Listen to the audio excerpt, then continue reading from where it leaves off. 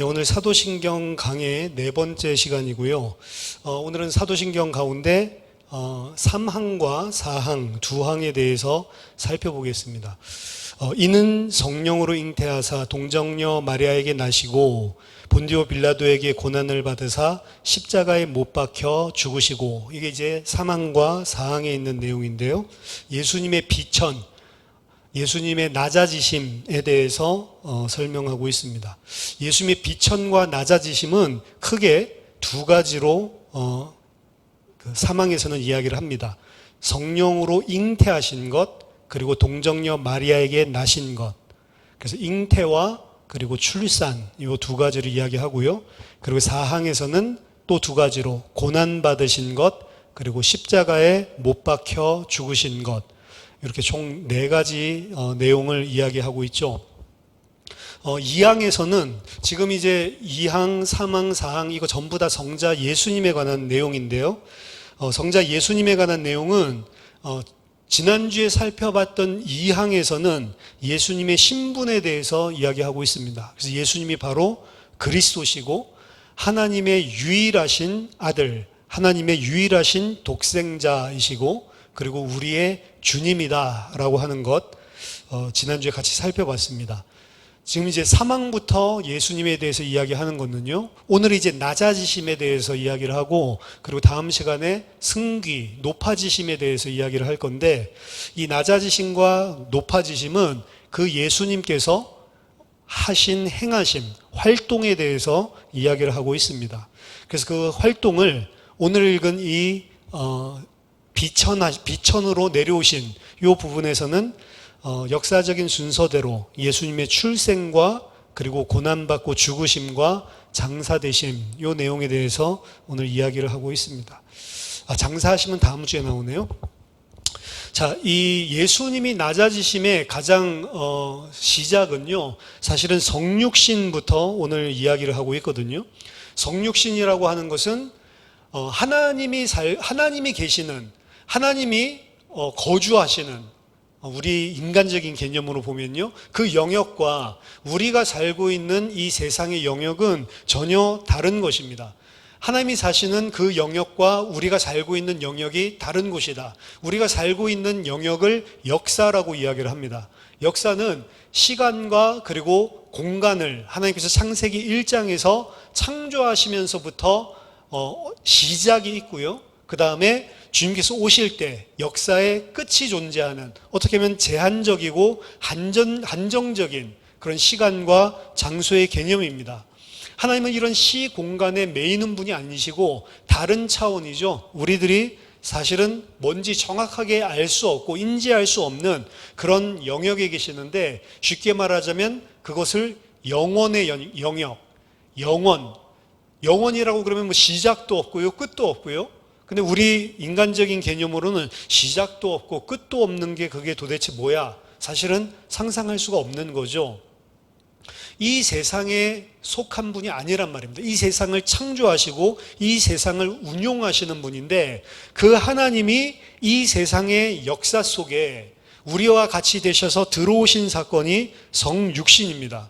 시간과 장소의 제약 속으로 친히 들어오신 것이고요, 친히 들어오심으로 말미암아 역사적으로 이 땅에 살았던 한 인물이 되신 것이고, 역사의 일부가 되신 사건이 성육신 사건입니다. 어떻게 보면 우리 입장에서는 대단하다라고 생각할 수 있지만 하나님의 낮아지심이에요, 사실은. 이 사망과 사항에 보면 예수님에 대해서 고백하시는데, 예수님에 대한 고백은 그 예수님이 이 땅에 육신을 입고 오시는 것부터 고백을 하고 있습니다. 하지만 예수님은 사실은 이 땅에 오실 때 존재하신 것이 아니고 이미 영원 전부터 존재하고 계시는 제2위 하나님이시거든요. 그렇기 때문에 사실은 이 고백에서는 예수님의 선재에 대한 고백이 빠져 있기 때문에 어떻게 보면 좀 부족하다라고 생각할 수 있지만, 사실은 우리는 예수님에 대해 생각할 때 예수님은 창조물이 아니고 피조물이 아니고 우리와 다른 차원, 하나님이시다라는 사실을 절대로 놓치면 안 됩니다. 요한복음 17장 5절에 보면 아버지여 창세전에 내가 아버지와 함께 가졌던 영화로서 지금도 아버지와 함께 나를 영화롭게 하옵소서. 창세전에 내가 아버지와 함께 가지고 있었던 영화에 대해서 이야기하고 있죠. 이 세상이 만들어지기 전부터 하나님과 함께 공유하고 있었던 그 영화, 그러니까 우리 인간과 같은 피조물이 절대로 아니라는 거죠. 하나님과 같은 영화를 누리고 하나님과 같은 영화를 공유했던 분, 분명히 이야기를 하고 있습니다. 요한복음 17장 24절에도 아버지여 내게 주신 자도 나 있는 곳에 나와 함께 있어 아버지께서 창세 전부터 나를 사랑하심으로 내게 주신 나의 영광을 그들로 보게 하시기를 원하옵나이다. 그래서 우리가 이 항에서 유일하신 하나님의 아들이라고 하는 것 이야기할 때 하나님과 같은 삼위일체에 대해서 잠깐 이야기를 했지만 이런 부분들에 대해서 사망에 정확하게 고백은 하고 있지 않지만 무조건 우리들이 기억해야 됩니다. 예수님은 이 피조물이 아니시고 예수님은 참 하나님이시다. 이단들은 예수님의 신성을 거역하고 예수님이 하나님 되심을 거역하는 형태로 이미 초대교회부터 시작되었고요. 오늘날에 있는 많은 이단들도 사실 이 예수님의 하나님 되심을 거부합니다. 그냥 선지자 중에 한 명, 위대한 종교적인 인물, 위대한 랍비, 좀 이런 식으로 영향력 있는 어떤 티처, 선생이라고 생각을 하는 거죠.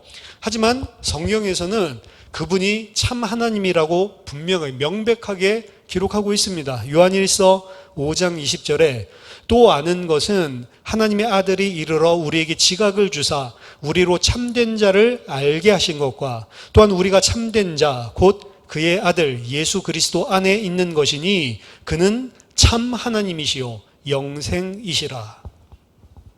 그 예수 그리스도는 참 하나님이시고 영생이시다라고 분명하게 고백하고 있습니다.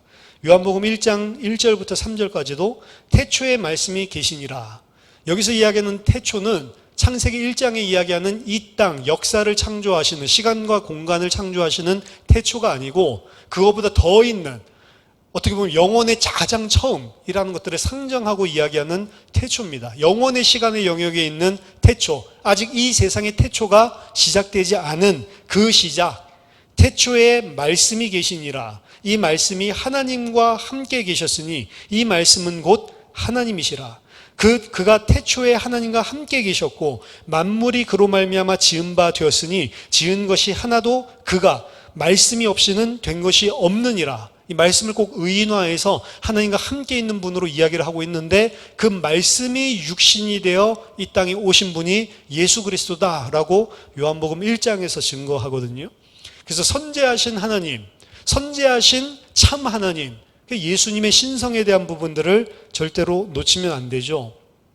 두 번째, 이항과 사망에서 우리들이 생각해 볼 것은 공생에 대한 언급이 거의 되고 있지 않습니다. 이 땅에서 주님께서 행하셨던 사역들에 대한 언급이 구체적으로 전혀 명시되고 있지 않습니다. 그래서 태어나시고 그리고 고난받으시고 십자가에서 죽으셨다라고 하는 것으로 아주 출생에 대해서는 한 항을 차지하고 강조를 하고 있지만 그 다음 이 땅에서 무슨 일을 행하셨지 그 부분에 대해서는 사실은 구체적인 나열이 없고요. 바로 죽으심으로 넘어가고 있거든요.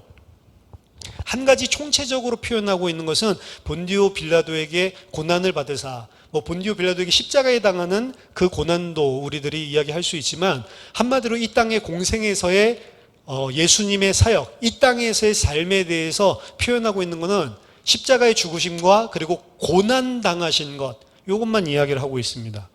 예수님은 이 땅에 고난 당하셨다, 이 땅에서 고난을 받으셨다라고 이야기를 합니다.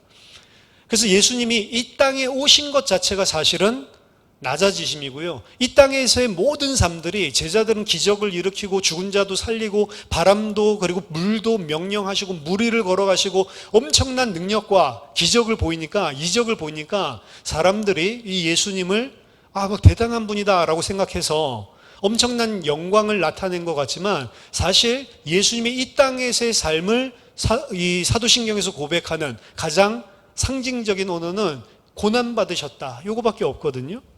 예수님이 이 땅에 놀러 오신 게 아닙니다. 고난받았다 이 말밖에 없는 것은 가장 핵심적인 예수님께서 이 땅에 오셔서 공생애 사역하신 그 목적을 이야기하는 거예요. 궁극적인 목적은 고난받기 위해서 이 땅에 오신 것입니다. 하나님의 백성을 위해서 베푸시는 구원, 그 약속을 성취하기 위해서 하나님께서 베푸시는 구원 사역을 완성시키기 위해서 오신 분입니다. 그런데 그 사역이 사실은 사람의 입장에서 생각하더라도 그리 유쾌한 게 아니었습니다. 고난당하는 삶이었습니다.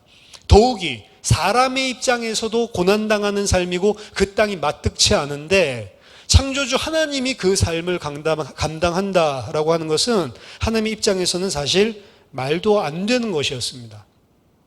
그 예수님의 삶에 대해서 하나님께서 보내실 그리스도의 삶에 대해서 구약 성경에서 가장 명쾌하게 보여주고 있는 게 이사야서 53장에 나오고 있는 의인으로서 고난을 받는 종, 하나님의 righteous servant, 분명하게 의의 종인데도 불구하고 suffering, 고난받고 있는 종에 대해서 노래하고 있는 이사야 53장의 내용입니다.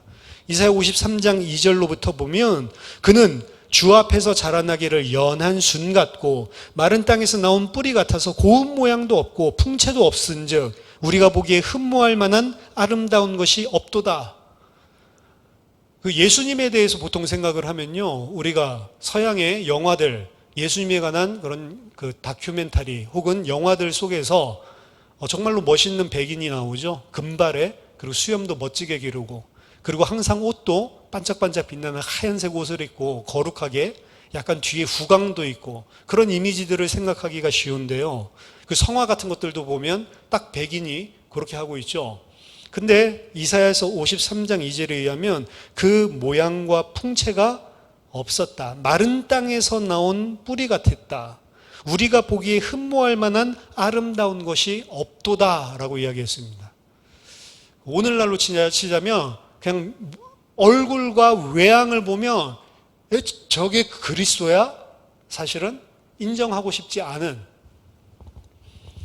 그 외모 보고 우리는 많이 판단하잖아요, 사실은. 근데 그 외모를 봤을 때 저분이 하나님의 아들이야? 저분이 그리스도야?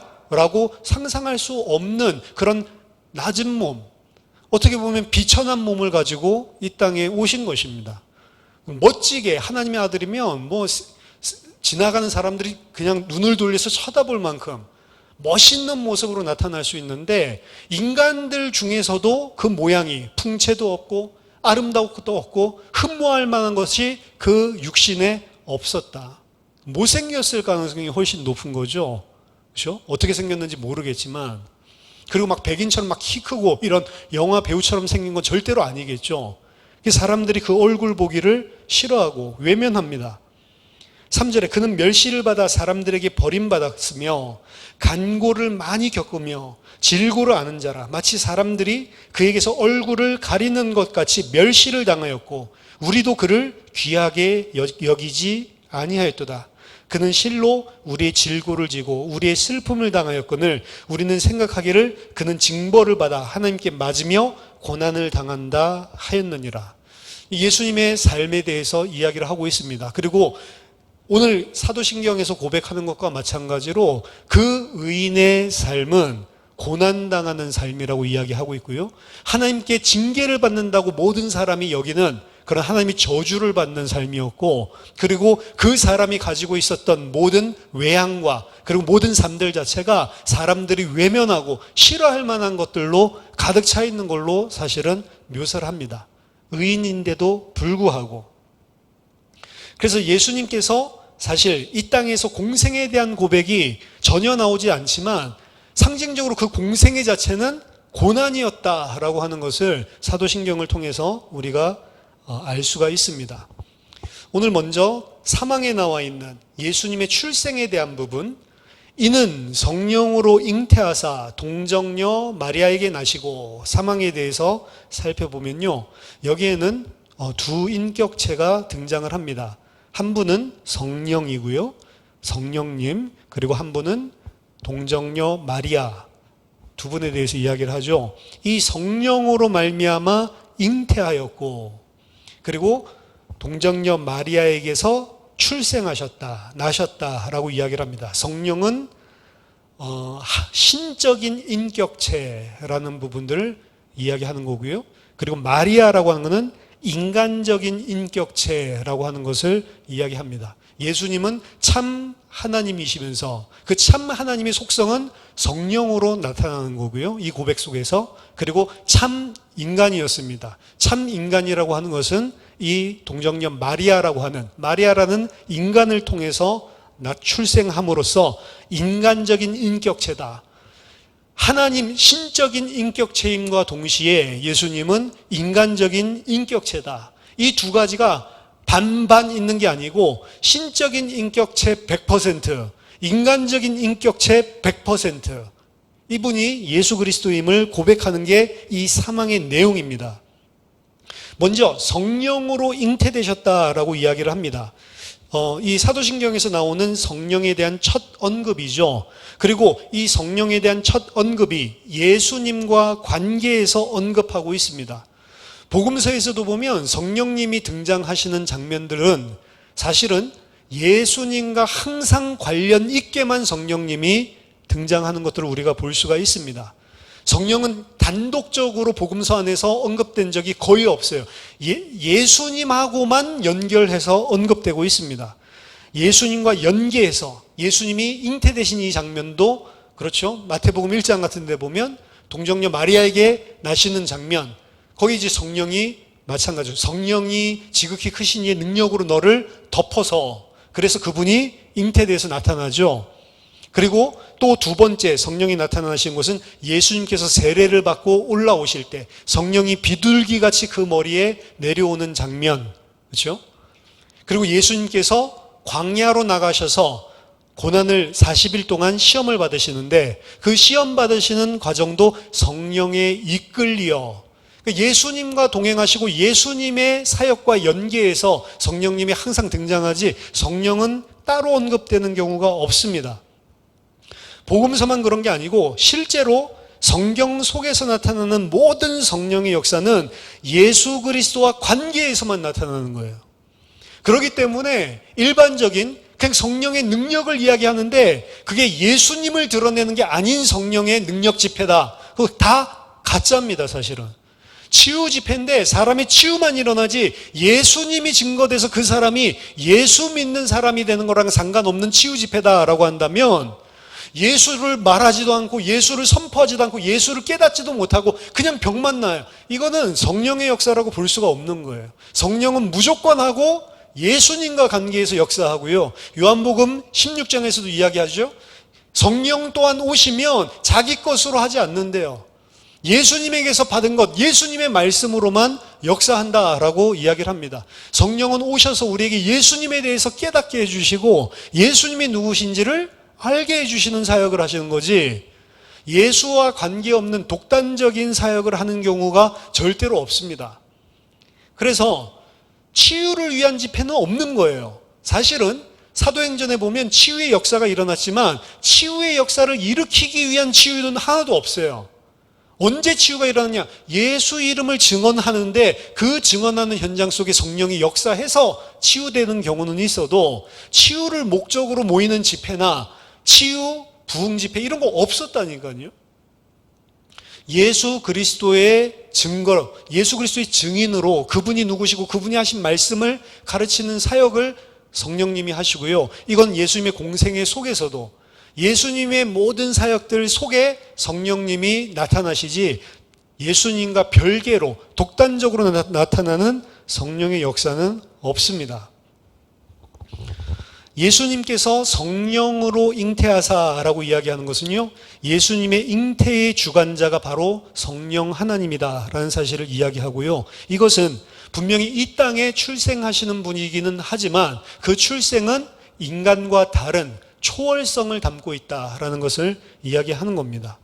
예수님이 이 땅에 잉태해서 이 땅에 태어나신 이 사건 자체는 일반적인 일이 아니고 하나님의 이 세상을 초월하는 능력과 관련이 있는 사건이다라고 하는 것을 보여줍니다.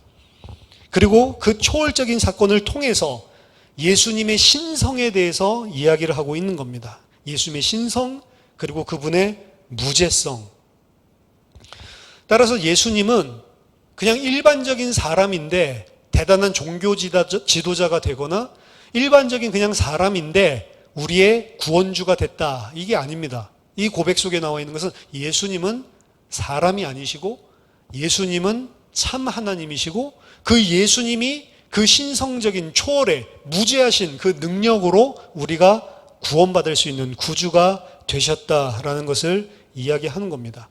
하나님으로서 당신은 구주십니다. 이 고백을 하는 거예요. 우리와 다른, 우리 죄인과 다른 당신은 하나님으로 인간의 이 세상과 역사를 초월하신 분으로 이 땅에 오신 분입니다. 사실 이 고백이 성령으로 잉태하사 이 이야기고요.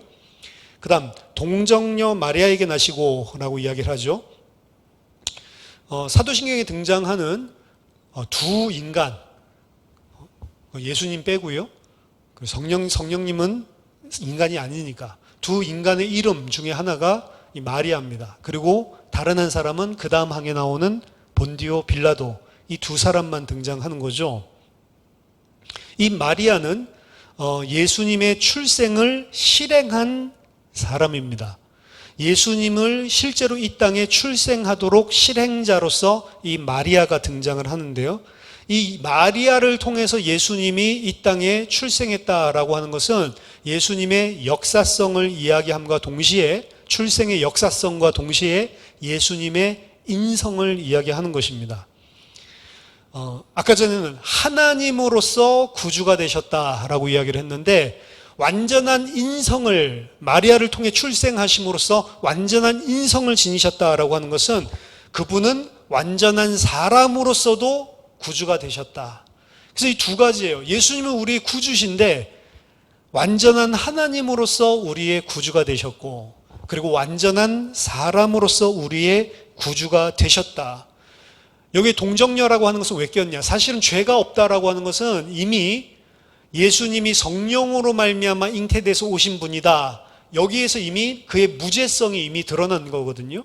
근데 왜 동정녀라고 하는 것을 굳이 붙여놨냐? 이것은 예수님은 남자와 여자 사이에서 태어난 것이 아니라는 것입니다. 남자와 여자 사이에 태어난 것을 다 성경에서는 아담의 후손이라고 이야기하거든요. 그 아담의 후손은 태어날 때부터 아담의 형상, 죄의 형상, 죄를 유전받아서 아담의 죄가 그들 속에도 똑같이 전가된 상태로 태어나는 것입니다. 이걸 원죄라고 보통 이야기를 하죠.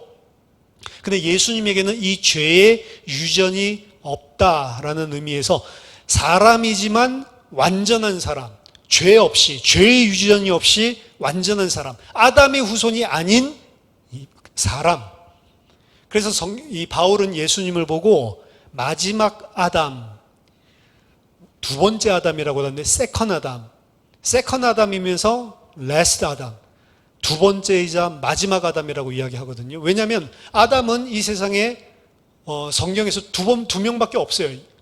창세기 2장에 나와 있는 아담과 그리고 예수님, 이 두 사람밖에 없습니다. 그 아담이라고 하는 의미는 바울이 사용할 때 죄 없이 죄와 무관하게 깨끗한 상태로 하나님과 교제할 수 있는 온전한 상태로 이 땅에 인간으로 출생된 자, 그 사람은 창세기 2장에 있는 아담 그리고 예수님, 이 두 사람 외에는 없는 것이죠. 첫 번째 아담은 실패했고요, 그리고 두 번째 아담은 성공한 거죠. 첫 번째 아담은 거부함으로, 하나님의 말씀과 언약을 깨트림으로, 죄를 범함으로 하나님과의 관계가 끊어지고 죽음이 들어오게 한 아담이었고, 두 번째 아담이자 마지막 아담인 예수님은 이 땅에 완전한 모습으로 오시고 죽기까지 순종하심으로 죄를 짓지 않고 의인으로서 오히려 하나님과 인간과의 관계를 회복한 그런 아담으로 오신 것이죠. 한 명은 죽음을 가져왔고 한 명은 생명을 가져온 아담.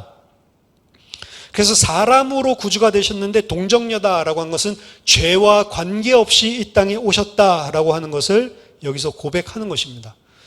어떻게 마리아, 남자를 알지 못하는, 남자와 여자의 그런 결합이 없이 어떻게 여자 혼자서 무슨 그 암수, 자웅동체도 아니고 어떻게 여자 혼자서 날 수가 있냐라고 이야기하는데, 그 근거는 성령 하나님이 잉태하게 해서 이걸로 그냥 끝나는 겁니다. 안 믿어지겠죠? 근데 하나님이 믿음 주신 자는 이게 믿어지는 겁니다. 왜? 이렇게 하셔야만 우리가 구원받을 수 있기 때문에 하나님께서 취하신 유일한 방법이거든요. 죄 없는 자로 이 땅에 오셔서 죄 없는 인간으로서 대속할 수 있는 인간으로 와야 되기 때문에 하나님이면 할 수 있는 거 아닙니까? 하나님을 안 믿으니까 이게 도대체 무슨 이런 게 있냐, 이런 신화가 있냐라고 이야기하지만 하나님은 창조주라니까요. 없는 것에서도 있는 것 할 수도 있는 분이십니다. 그렇죠?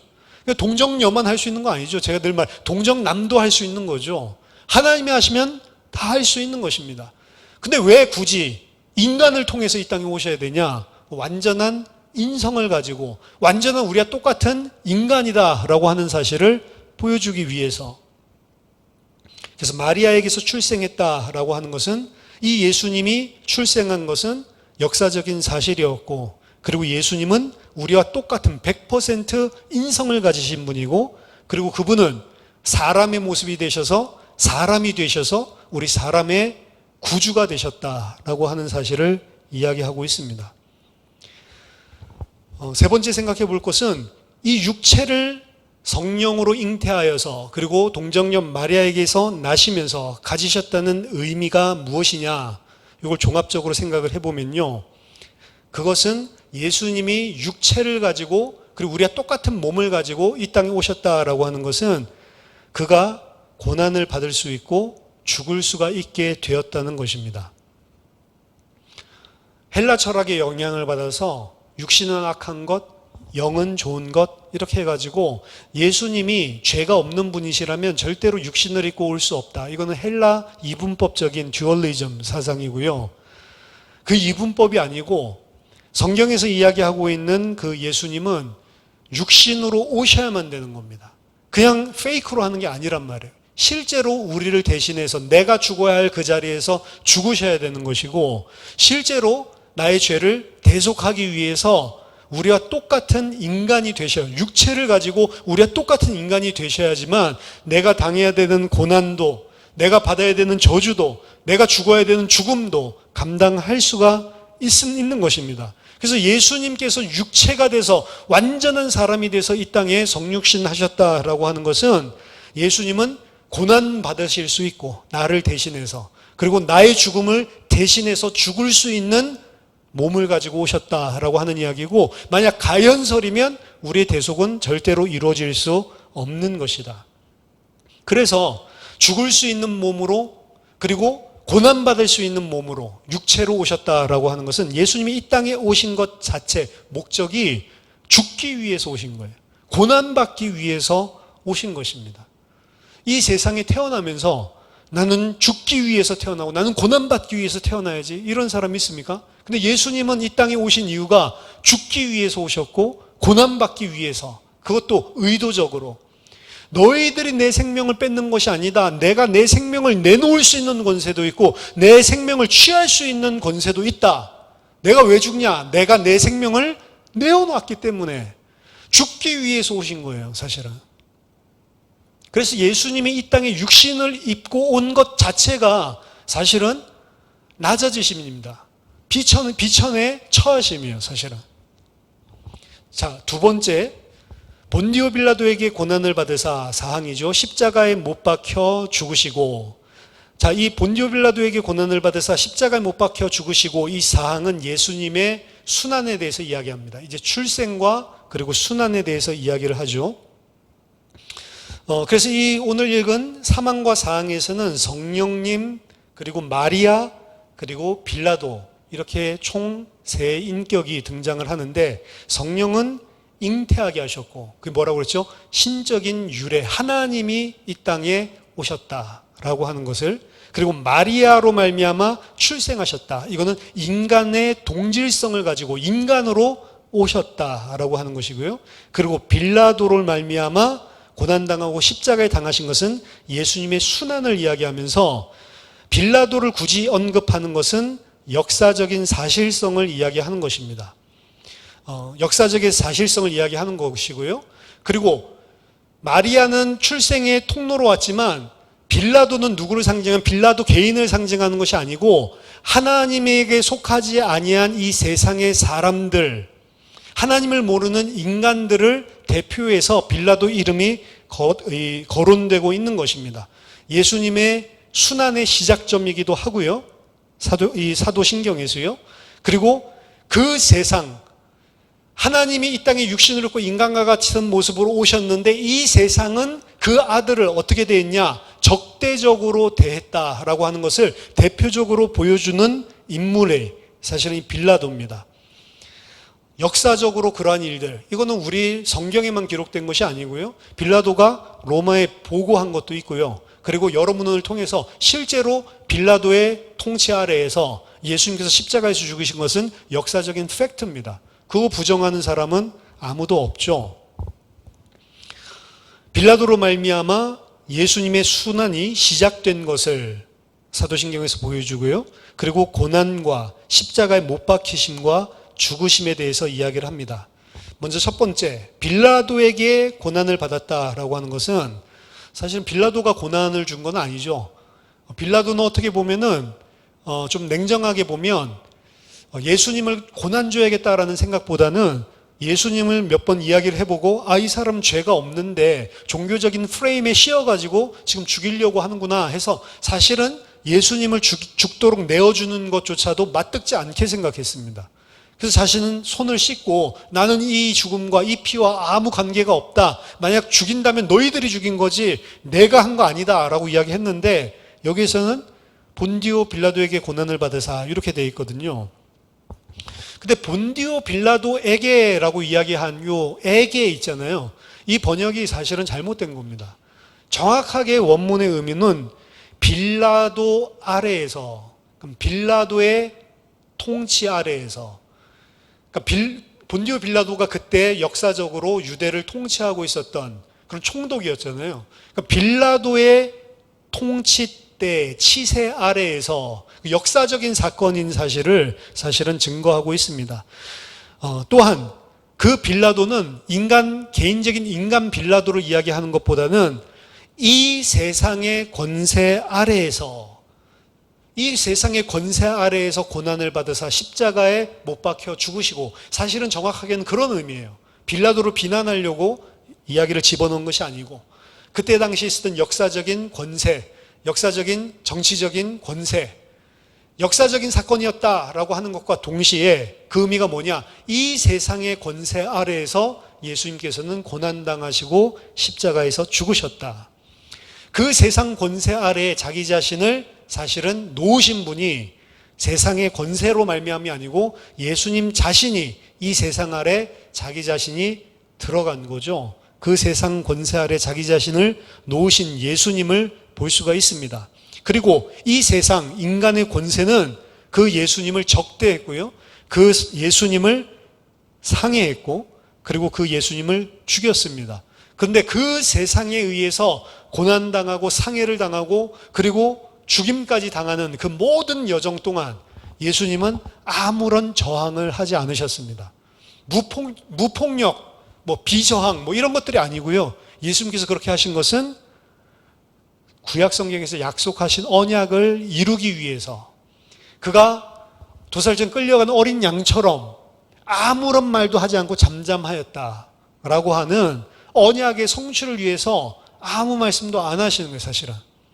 그리고 어떻게 보면 무기력하게 아무런 항변도 하지 않고 그들이 말하는 대로 다 뒤집어 쓰고 세상 권세 아래 자신이 어떻게 보면 의도적으로 들어가셔서 아무 이야기도 하지 않고 그들이 쏟아내는 모든 죄를 다 받으셔서 십자가에 달려 죽으신 것입니다.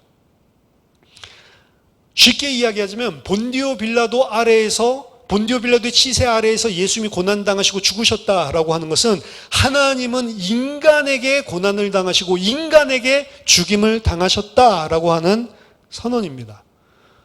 하나님이 인간에게 죽임을 당한다라고 하는 게 어떻게 말이 됩니까?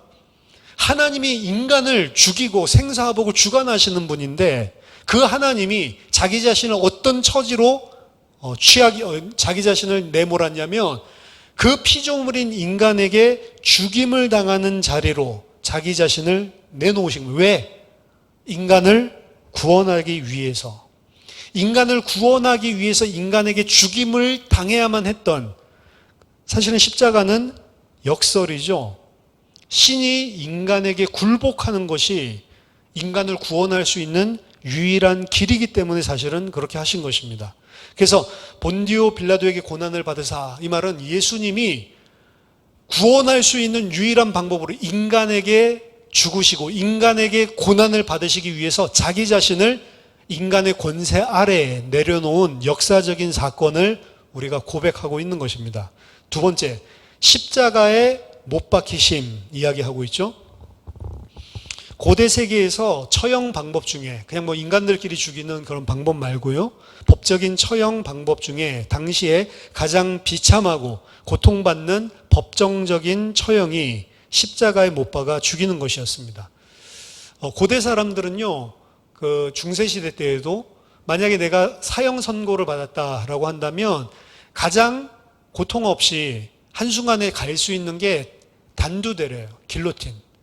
단두대 처형당하는 것들을 가장 원했대요. 왜? 그냥 한순간에 그냥 끝나니까. 목을 매달아서 죽이는 것도 고통스러운 시간이 있는데 단두대 처형은 그냥 한순간에 끝나니까. 그러니까 만약에 내가 처형을 당한다면, 그 선택권이 있다면 단두대를 가장 원했다라고 이야기를 하는데, 십자가형은 여러 가지 처형 방법들 중에 단두대보다 좀 더 괴로운 거는 뭐 목 매달아 죽이는 것이나, 그것보다 조금 더 괴로운 것은 화형이나 뭐 이런 것이겠죠. 근데 십자가 처형은 당시 가장 괴로운 처형이었습니다. 왜냐하면 죽음에까지 이르는데 가장 오랫동안 사람을 고통스럽게 해서 죽이는, 모든 피가 다 드레인 아웃, 전부 다 피와 전부 다 몸에 있는 것들이, 액체가 다 흘러나가고 말라 죽는 거거든요. 뙤약볕 아래에서. 그리고 숨을 쉬기 위해서 계속 자기 자신의 몸을 양 팔과, 못 박힌 팔과, 그리고 양 발목, 이것을 지탱하고 거기에 힘을 줘서 횡격막을 올려야 되기 때문에 숨을 쉴 때마다 자기 자신의 뼈가 으스러지는 아픔을 느끼면서 끝까지 그렇게 고통스럽다가 죽어가는 그런 처형이 십자가였습니다.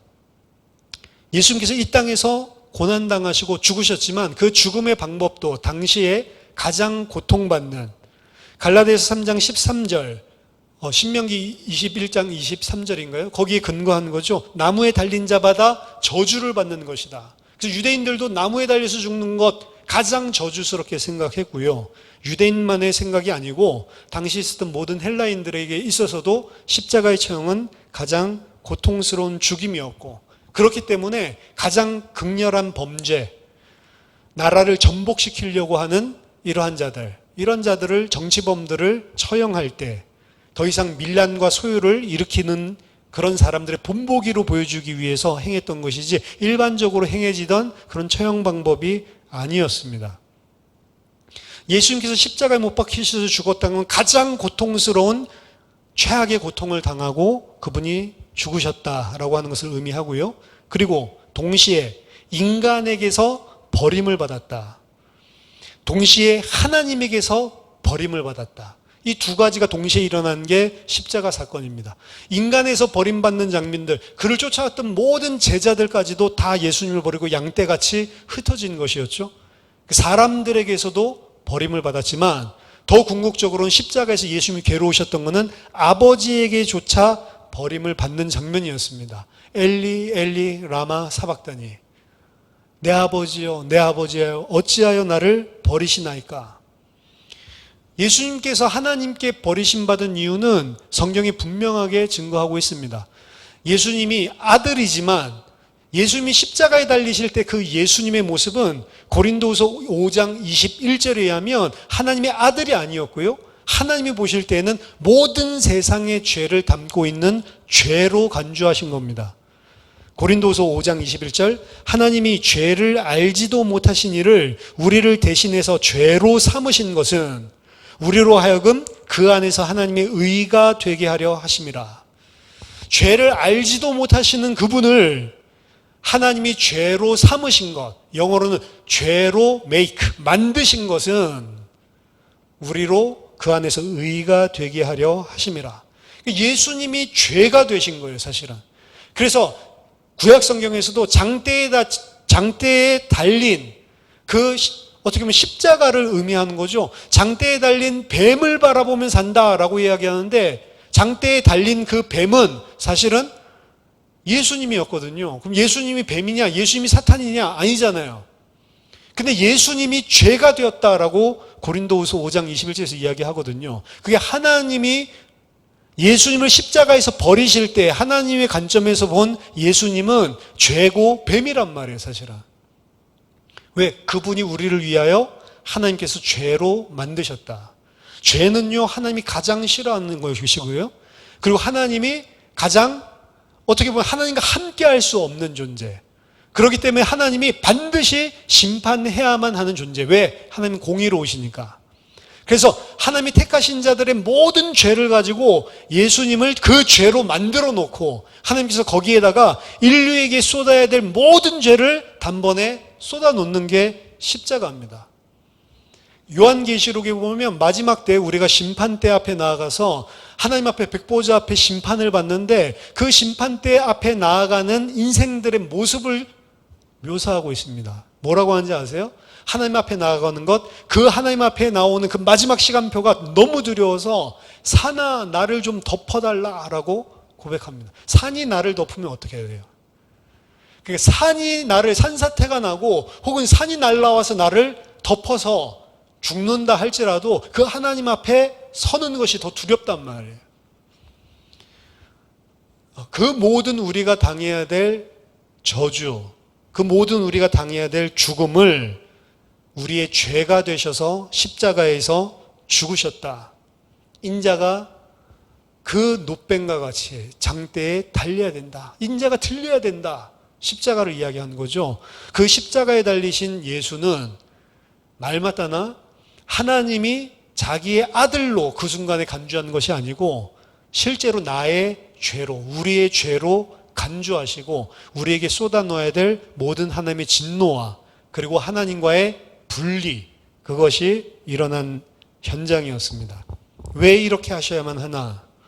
왜 하나님의 아들이 육신을 입고 이 땅에 와서 죄가 돼서 그런 죽음을 죽어야만 하나? 인간의 죄악의 극심함을 보여주는 것입니다. 왜 그렇게 하셔야만 하느냐? 그렇게 해야만 하나님의 공의와 사랑을 만족할 수 있기 때문에, 유일한 방법이었기 때문에.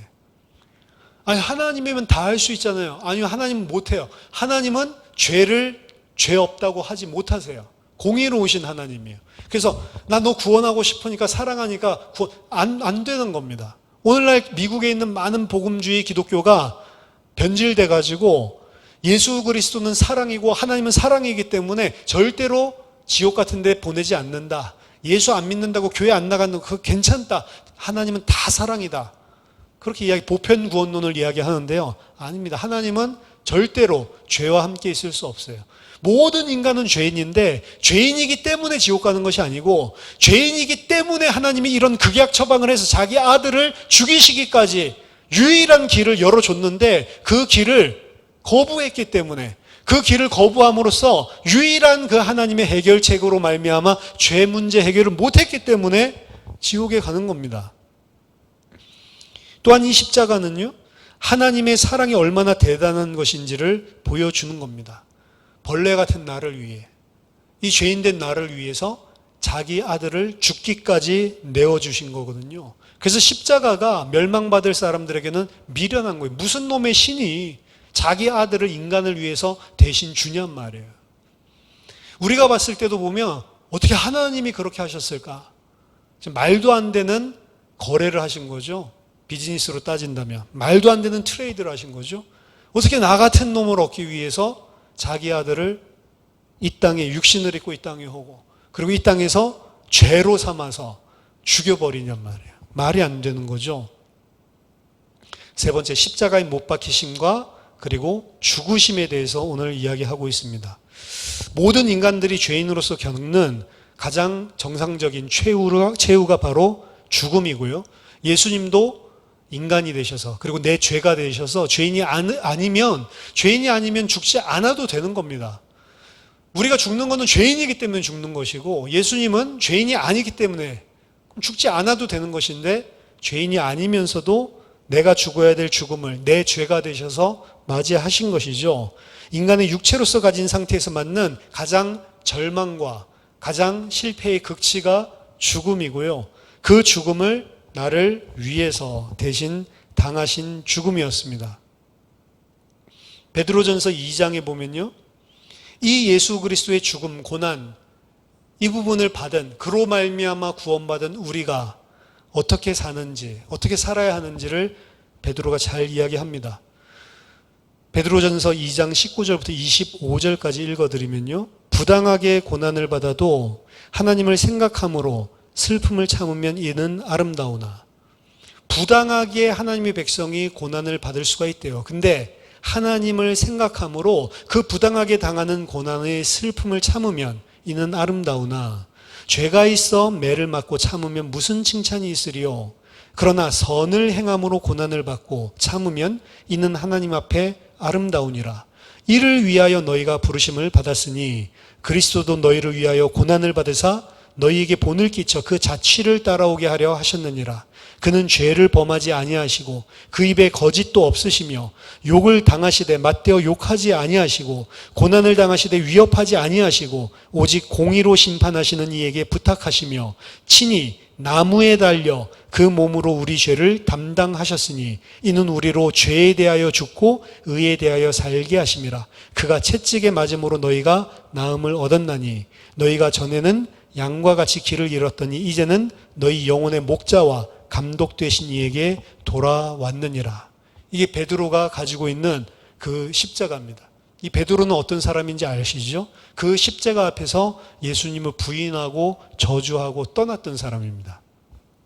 근데 베드로가 지금 증거하고 있는 이 십자가, 이 속에는요, 베드로 안에는 그 십자가를 바라볼 때 항상 두 가지가 떠오를 겁니다. 자기 자신이 예수를 저주하고 부인했던 자였다라고 하는 것.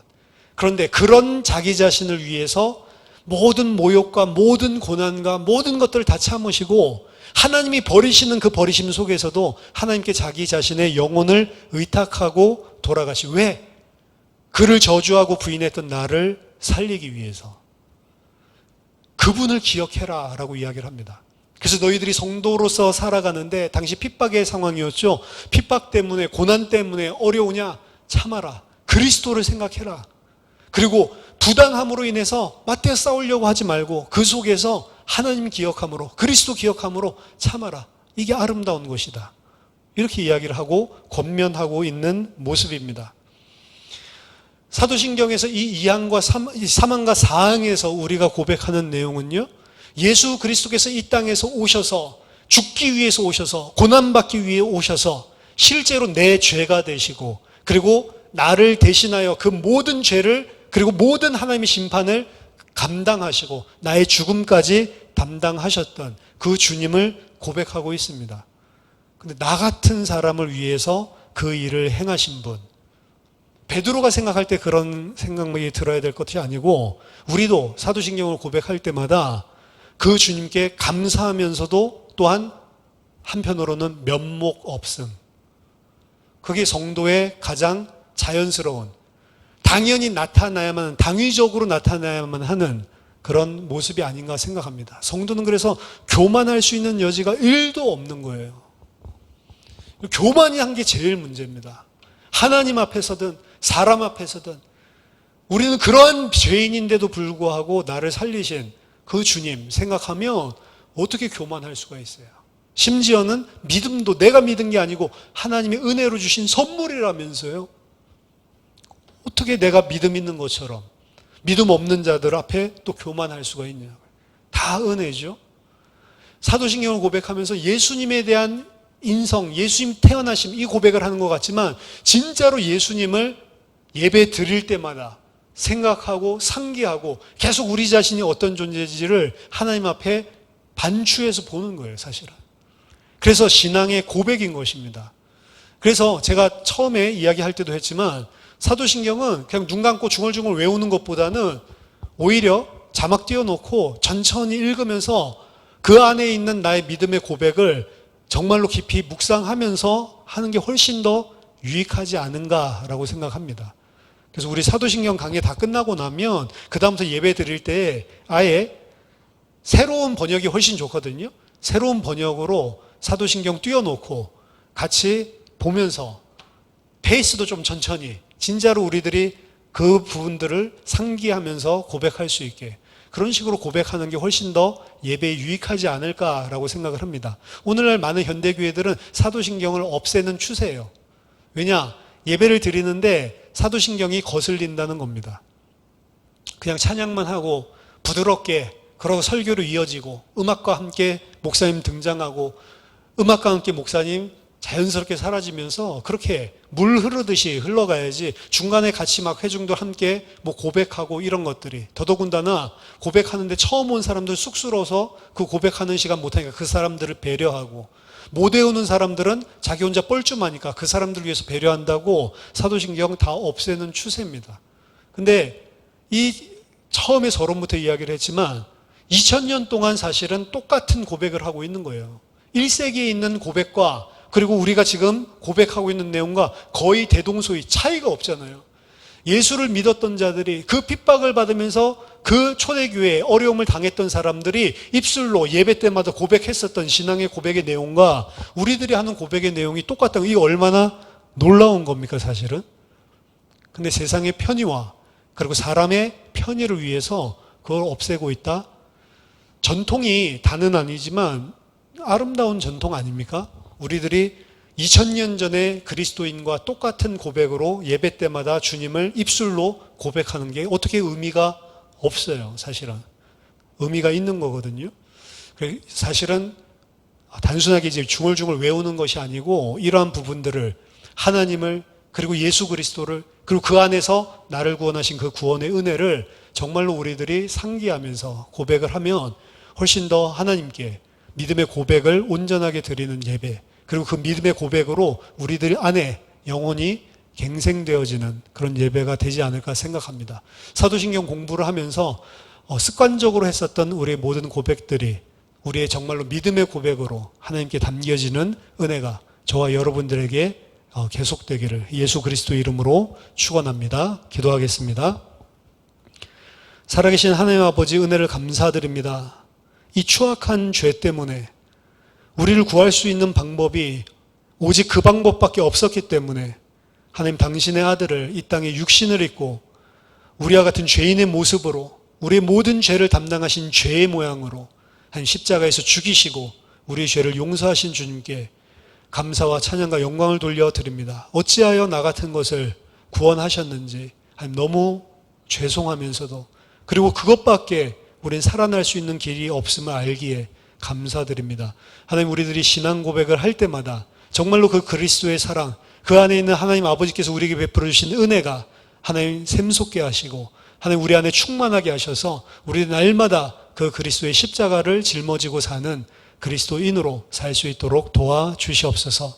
예수 그리스도 이름으로 기도하옵나이다. 아멘.